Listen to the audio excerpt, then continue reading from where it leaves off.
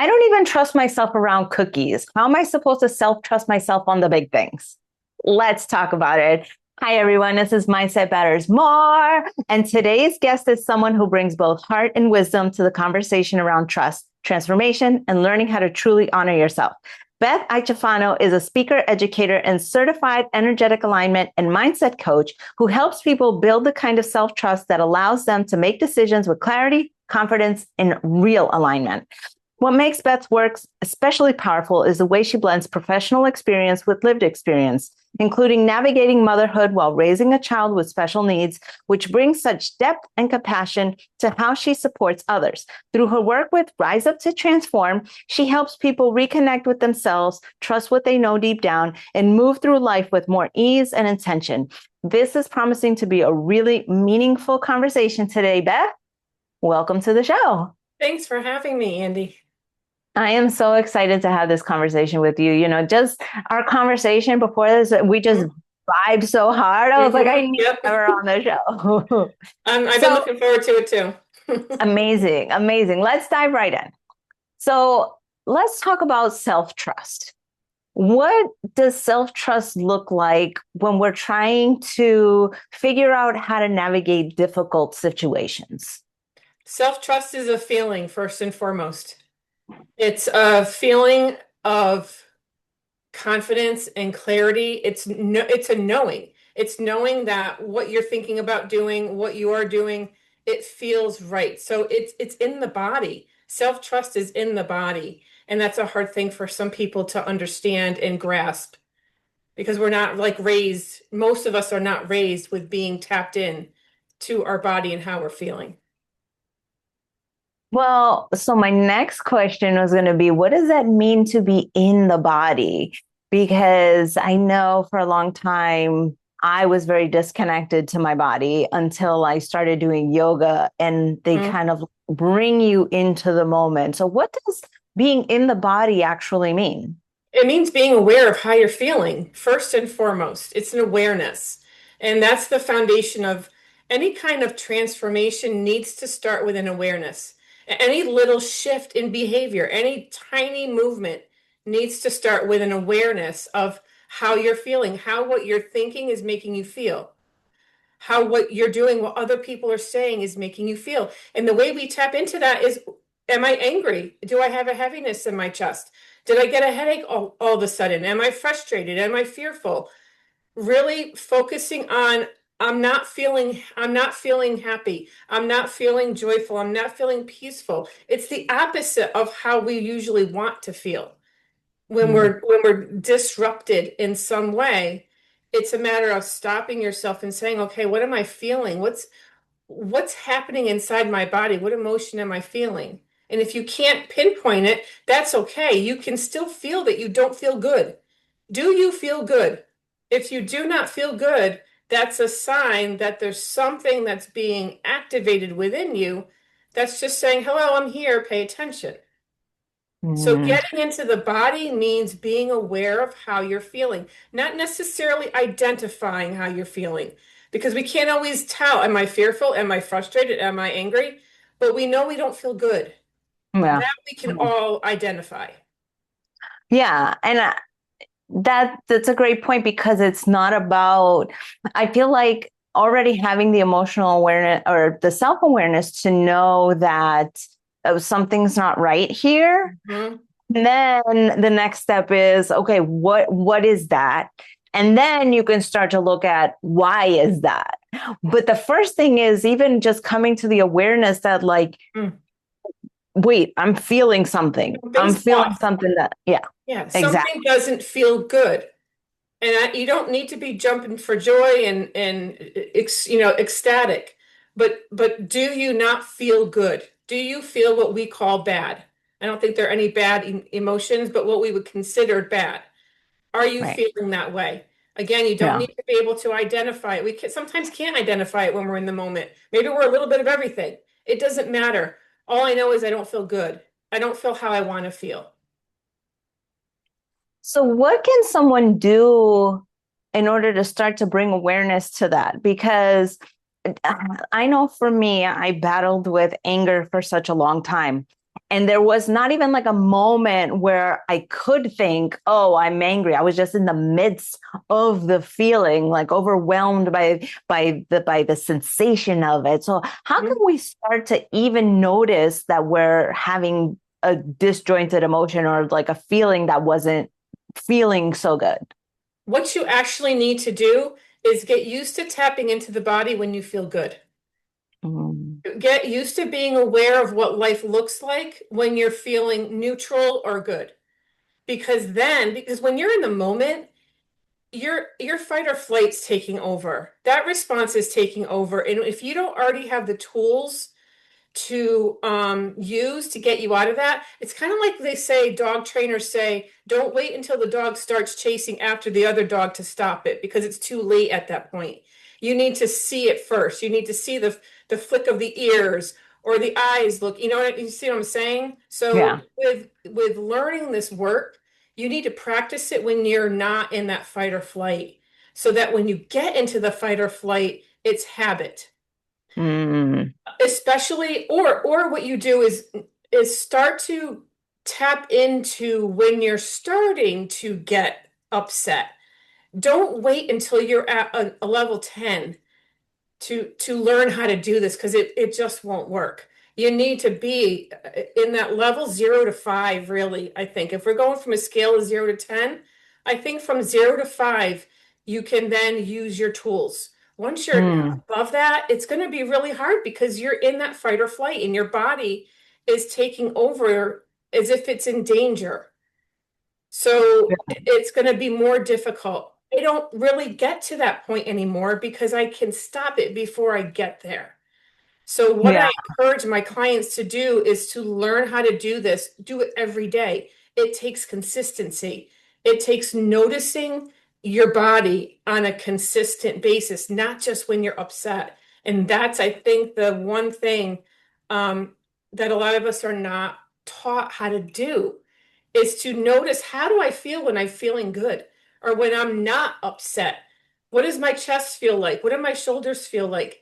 What is happening inside my body? What am I feeling? Neutral? Am I happy? Am I just peaceful? What am I feeling right now? And then the contrast, the beauty is in the contrast. So when we have those high emotions, then we know, oh, I'm really upset right now. This does not feel good in my body. And then we can stop ourselves. What am I thinking? Who's around me? What am I ingesting? Whether it's through the news, through my senses, no matter what sense it is, what am I ingesting right now that might be activating me? But the long roundaway answer to that is to really practice it on a daily basis, so that when you really need to use it, it's habit, it's instinct to stop yourself, take a deep breath, walk outside, don't react.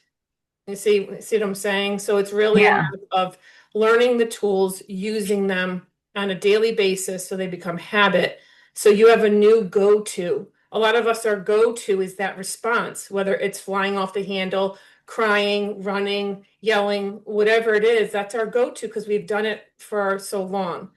So once you make new neural pathways, once you retrain your brain into a new go-to, the other one might still be triggered, but it's not going to be in the same degree, and it won't be your go-to. What a great concept about practicing being embodied, because it's not something that it's like, oh, all of a sudden you're aware and then you're always going to be aware. Like, that's not how my experience was for my clients, for people, friends, family. Like, embodying like the self-awareness takes practice, Hmm. takes a Yeah. lot of work in order to be able to think, oh, yes, you're right. And to practice it when you're feeling good, to practice it when it's easier. That way you can build that muscle. Yeah, well, any change is going to come from awareness, from and then desire, and then willingness. So you need to have the desire to want to do things differently, but you also need to be willing to try new things and to be consistent. And that's sometimes the piece that's missing. We can be aware that we're not feeling good and we don't want to feel this way, but then we're always not willing to follow through with what we need to do to shift it permanently.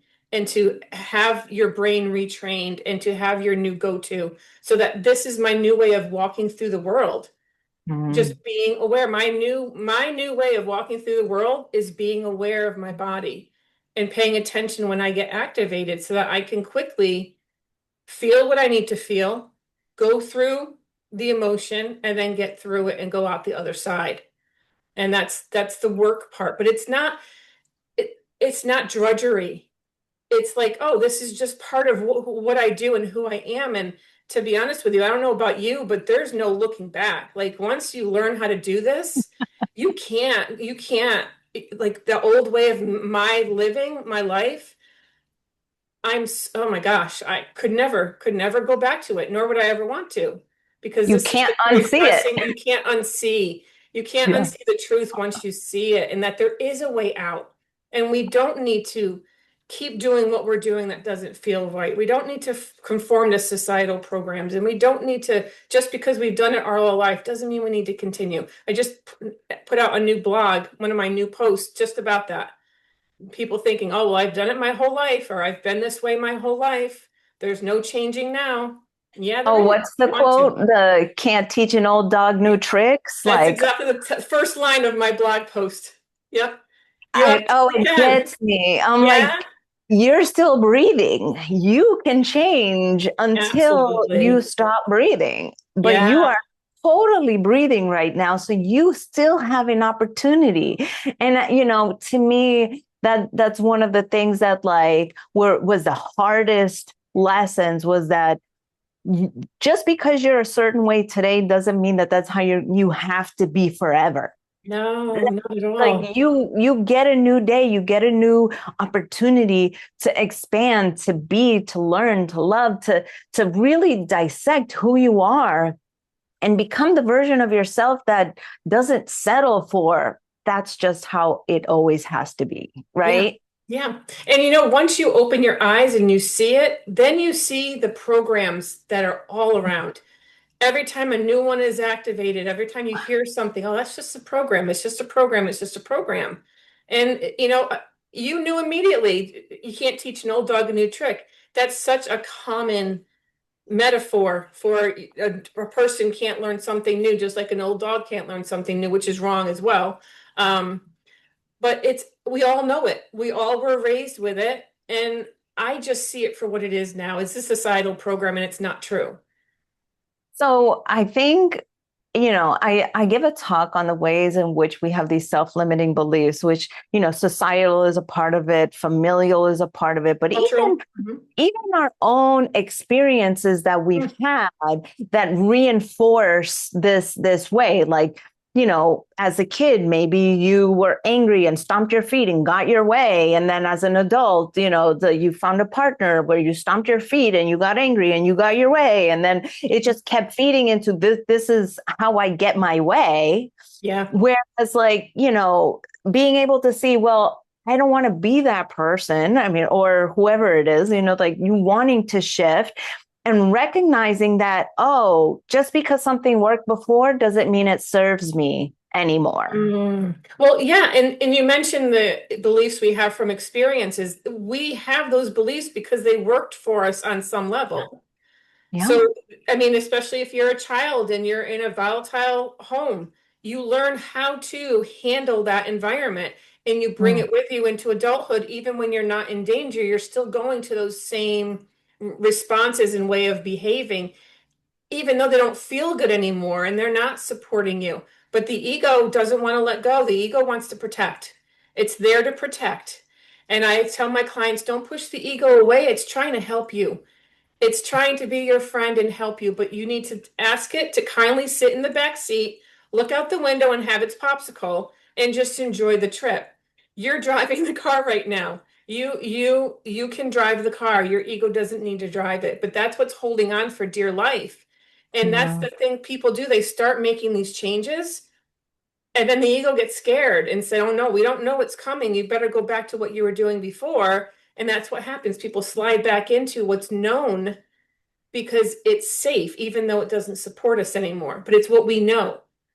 Oh, I love that analogy of having your ego just take a back seat. Yeah. because when I think of it as like the ego is like a huge flashing red light that there's something there to work on, that Mm-hmm. there's something there that has kept you where you are. Like it's not a way to control you. It to me, it's like a signal, like a bat signal. You're like, yes, this okay, something is happening here to irritate me, annoy me, anger me, frustrate me. Okay, let me figure that Yeah. out, Yeah. work with it and say, okay, ego, what are you trying to show me? What are you trying to tell me? Rather than tell me how to feel, ego. Exactly. You're out of alignment with your higher self. Your higher self is pure love. So when you feel disrupted, emotions of fear, anger, frustration, anxiety, shame, and guilt are the lowest of the emotions. The energy in the body for shame is the lowest. So when you're feeling those, it's just an alarm to pay attention. You're out of alignment. What do you need to pay attention to? What are you thinking? Who's around you? What are they telling you? And I share with my clients that because they're like, I don't know if it's a limiting belief. And the way you know it's a limiting belief is it doesn't feel good. It doesn't make you feel good. Saying Mm. I'm not a good mom does not make me feel good. Saying I have to stomp my feet to get my way. I have to act like this to get my way doesn't feel good. I don't, that's not empowering. Empowering is standing on my own, lifting my shoulders high and doing it.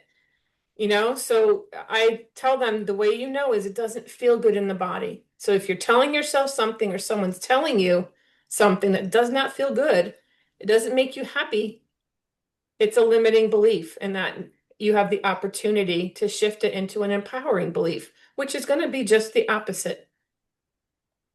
So take me back to a point where you started to embody the self trust. Like what point was it where you thought, oh, okay, like this is the work? Like the moment, bring me back to that point where it became obvious to you that like there was work to be done. I mean, everyone has work to be done, so I'm not trying to isolate you there, but like, what Yeah. was that point for you that you thought, yeah, no, this is the work? I think, believe it or not, I'm gonna be 50, I'm 58. So it was only 3 years No ago. way. No way. It was only 3 years ago that I really started to embody this. But I have a daughter with special needs that you mentioned in the intro, and she's 26 and she's non-speaking. So she was really the catalyst for me doing the energy and investigating what energy is, Mm. investigating how I could get in touch with energy, my own energy, the energy around me, how the universe worked, and how I could use it to my benefit, and how I could get help because I needed help. I had this child, my first husband and I were in the middle of a divorce, and it was hard, and I needed extra support. So I really started um, reading whatever I could, watching whatever I could, understanding energy. And then I became a teacher, and then I started using it in my classroom where I was really in tune with the students' stress levels and helping them manage their stress. So all these years, it's been years of picking up pieces of a puzzle. Mm. And then 3 years ago, I took this class in energy, and it just put all the pieces into a cohesive puzzle. And I was like, okay, this is the way to start down this journey, to really start and walk. And I walked away from teaching, and at least teaching middle school. I still teach college, and I teach my clients. I'm still teaching, but I walked away from that job. I was terrified, absolutely terrified. And I was the type of person who didn't trust myself. I didn't trust, and I was given this child with special needs, and I had to learn to trust other people because she can't speak. So I'm sending her off to school. She can't tell me when she got home, if someone was mean to her. So I've been given a lot of opportunities to learn how to trust myself. Ah, And it was really within doing this energy work and really understanding how it works in the body and how we manifest and how we see the world dictates the world that we see, if that makes any sense. yes, So absolutely. I was finally understanding that I was the reason I was seeing the world the way I was.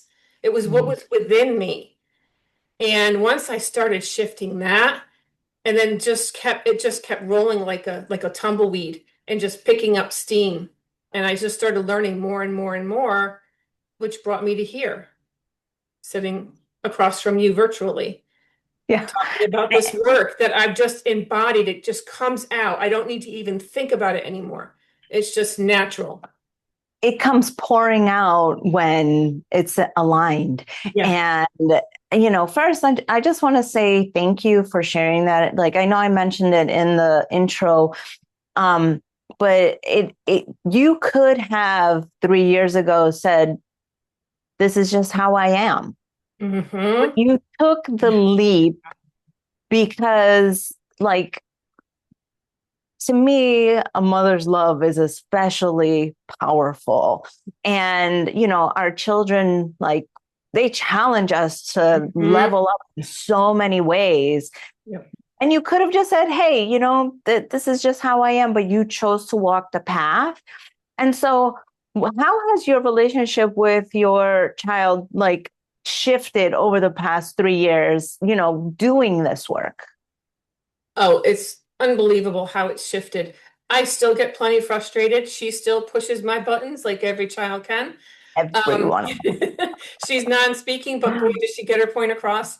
Um, but I see her in a different light, and that's part of the work I've done as well, is understanding our soul purpose, number one, and soul mission, number two. So purpose, just to love and learn. We're here to learn lessons. And I learned through this journey, this transformation journey, she's just another soul. She's a soul that came here with me to learn lessons. And I didn't do anything wrong. Because I felt a lot of guilt after gave birth to her, like a lot of Mhm. special needs community does. We feel like we did something wrong, especially moms that were pregnant. What did I do to cause my child to have these struggles? And I didn't do anything wrong. She came exactly as she was supposed to. Her soul Yeah. chose to come in her body to learn the lessons as a non-speaking human being. And I chose to come as her mom in this lifetime to learn lessons with her. So I view her differently.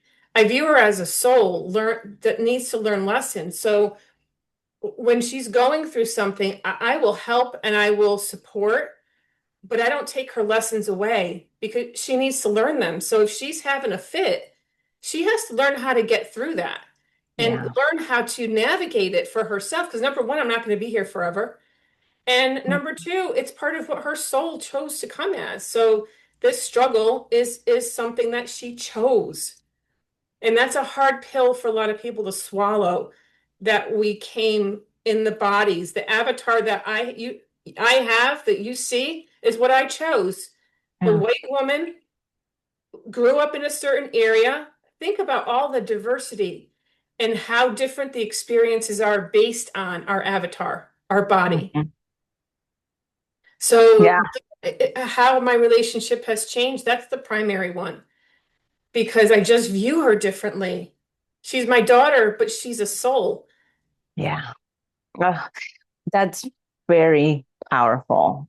And you bring up mom guilt. Mhm. I think so many women out there carry mom guilt for one reason or another, whether it's real or, like we take it on ourselves when we shouldn't.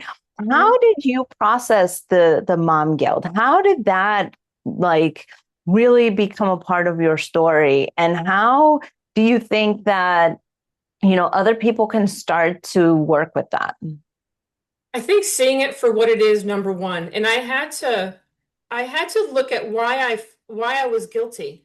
What did I think I did? I mean, I did everything I thought I could do when I was pregnant. So, did I purposefully do anything? Yeah. No, I didn't. And even if I did, I still have the belief that that's a plan. Yeah. That was a contract. Yeah. So even if I was a drug addict and I caused a problem with my daughter, it's a contract her soul and my soul had. So I almost can't even distinguish between the two anymore because I always go back to what lessons need to be learned. What lessons is she learning because of the life that she's living? Yeah. Yeah. So mom And guilt is see it for what it is. It's a societal program. As moms, we are expected, quote unquote, expected to be a certain way. We're expected to be nurturers. We're expected to fill in the blank. God forbid we want to go to work. I did a video for something recently, and I was talking about neurodivergence and the fact of this limiting belief that women can't work outside the home and have a family, that women mm, can't go to war and have a family. But think about it. If there's a mom that goes to war and she's got kids at home, she's going to be viewed different than a dad that goes away.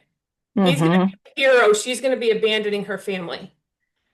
So yeah, see it for what it is. I call on all moms to just see it for what it is and look it in the eye and say, okay, what's the evidence that I'm a good mom? What evidence do I have to support that I'm a good mom? Because we can find plenty that were bad. yeah, We can all yeah, pinpoint, well, I yelled at her this time, I did this, and I did this, I lost my temper this time. But we have a whole list of things that we can pull from to yeah, say, I'm a good mom. And that's what I want moms to focus on because we're human beings. Everyone falls down. You pick yourself back up. You go to your child. Hey, I'm really sorry for losing it back then. I'm just really tired. You know what I mean? Everyone yeah, loses it. It's okay. yeah. It's As okay. a mom in recovery, oh, I felt everything you just said because I spent so many years, you know, trying when I was getting sober, trying to like really be a better mom while simultaneously beating myself up for being a bad mom, while Yep. simultaneously trying to do better and then simultaneously feeling like crap. And it was this war inside of me that felt like, and I'm sure so many moms have this because, like I feel like all moms, they screw their kids up one way or Yeah. another. We're human beings. Yeah. Yeah. Right. We Yeah. are human and we Yeah. are fallible. And I think really for me, my turning point was forgiving my mother, Mhm. recognizing my mom was human and the things that she did, that she had her own history, story, beliefs, limiting beliefs, and all those things Mhm. too that she's grappling with. And then for me, it's like, oh, okay, now I can be here and I can break the cycle and be a better mom, the best mom I can be. Or I can sit here in the self pity and, have my daughter carry the weight of my pity party. Yeah, and also looking at it from, okay, what lessons did I learn from this traumatic Right. experience? Yeah. So yeah, I was raised in fill in the blank, what kind of house you were raised in. What did I learn as a result? What did I learn Yeah. because of that? Not in spite of it, Yeah. because of it. Who am I because of that? Yeah. And forgiving someone doesn't mean that you negate the pain that you suffered through it. So that's a misnomer as well. Well, if I forgive them, then I'm excusing their behavior. No, you're just saying, I forgive you. I release you. I release you energetically. I'm not going to hold on to the this pain. I am saying I'm letting it go. I'm releasing it. And Yeah. and it's a powerful thing to release that and see it for what it is. It was an experience you went through to learn lessons. So what did I learn? Fill in the blank with what did I learn and really look at it and sit with it. Who am I because of that? I'm strong, I'm resilient. Fill it in, whatever it is. And Yeah. okay, so you had an issue. Who is your child because of that? What might your child have learned because of that? That's also a way to release it and say to yourself, have I suffered enough?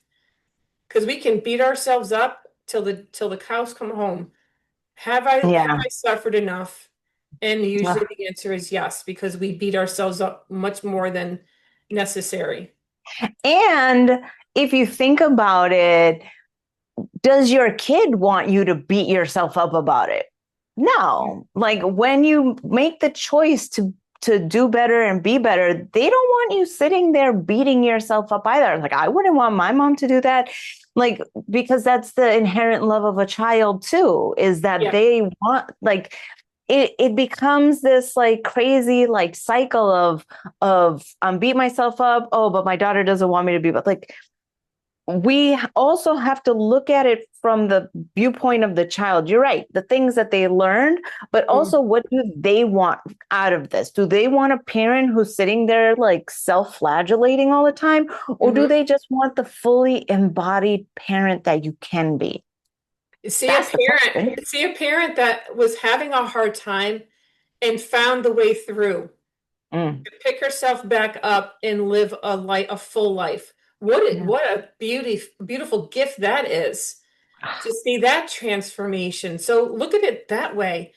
So it kind of it's our go-to, it's our habit to go to the bad and to see the bad. It Yeah. takes effort to see the light because we're not used to doing it. We're used to seeing, oh, I did this wrong, this wrong, this wrong. And Yeah. so it's a new way of being, which is why at the beginning I said it's a habit. Every single day you need to look at, be grateful for the beauty in your life, the small little things that are in your life. Thank you so much for the sun shining today. Thank you for Mhm. my lungs being able to be filled with air. It doesn't need to be huge things, but it's just taking a minute and lifting your energetic frequency so that then you can see more good things. And then Yeah. things are placed in your way that you can take action on then to change your life. But when you're sitting down in those low frequency emotions, shame, guilt, anger, frustration, you can't see what is being placed in front of you to take Yeah. action on. So it's like you said it before, you keep seeing the same thing. It's a self-fulfilling prophecy. If you're Hmm. constantly angry, depressed, shameful, guilt-ridden, then you're going to see things to support that you should feel that way. Absolutely. The way the Absolutely. universe works. Beautiful. What a beautiful note to end on right now, Beth. Oh my God. Please share with people, how can they get in touch with you? What do you have going on? Because I think, after seeing this, like, in hearing how powerful this self-trust, like how deep it really goes, I'm sure people want to find out more about you. Please share with everybody. How can we get in touch with you? My website is riseuptotransform.com. My email is riseuptotransform@gmail.com. I'm a speaker. On my website, I have a couple different things that to purchase there. One of which is a self-paced online course with the steps to take to become aware, to identify, shift, all that. So that's available as well. But everything's really on my website. So it's a kind of a one size fits all type of website right now. But yeah, if you want to get in touch with me, you can do it through my website. Oh, I love it. Thank you so much, Beth. I really love talking to people who understand the human experience is, about the evolution, about the transformation, and you speak about it so well. So I'm just so grateful to have shared time, space, and energy with you on the show. Oh, thank you for having me. I appreciate it. So everybody, subscribe, hit the like button, share this with somebody who you really think could get some benefit from Beth's wisdom. Remember, we have these conversations every Tuesday, so be sure to tune back in. Love you guys. Bye.